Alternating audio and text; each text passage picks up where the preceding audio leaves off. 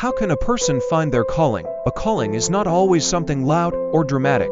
It often starts as a whisper. It doesn't necessarily come from the outside world, but from a place within you that's drawn to something deeper than survival, louder than logic. We often mistake our calling for something glorious, but really, it's something true. Here's what finding it often looks like. Follow what stirs your heart. The things that move you, even if they confuse you, are breadcrumbs. What breaks your heart? What energizes you? What makes time disappear? Listen to the discomfort. Your restlessness, dissatisfaction, or even envy might be signs you're meant for something you're not yet doing. Discontent can be a compass. Pay attention to patterns. Your calling often repeats itself until you can no longer ignore it. People may say, "You're really good at that," or "You always help with this." Sometimes others see it before we do. Accept that your calling is not one thing. It's not always a job. It's a way of being. Some people are called to heal, some to build, some to guide, some to protect, some to tell stories or hold space for others. Try and fail. You find your calling by doing, not by thinking alone. Every attempt reveals what fits and what doesn't. How are we supposed to be better individuals? The truth is, you already know.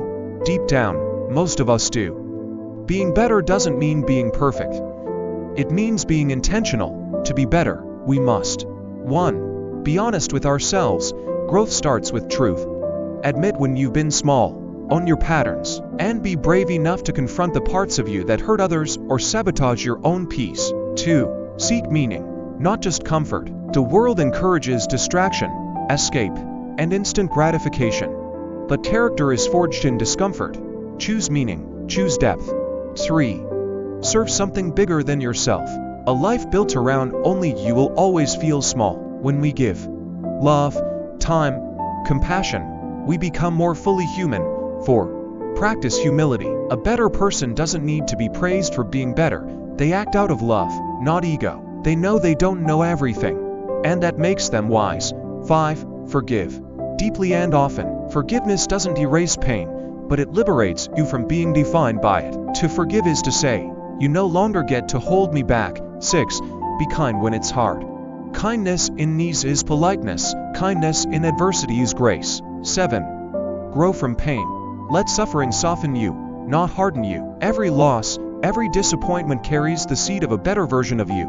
If you're willing to listen, a thought to close with. We're not born knowing who we are or why we're here, but we are born with the capacity to grow, to reflect, to shape our lives with purpose. And maybe, just maybe, that's the point, not to arrive, but to become. Every day is a page. Every act of honesty, compassion, courage, and curiosity adds meaning to your story.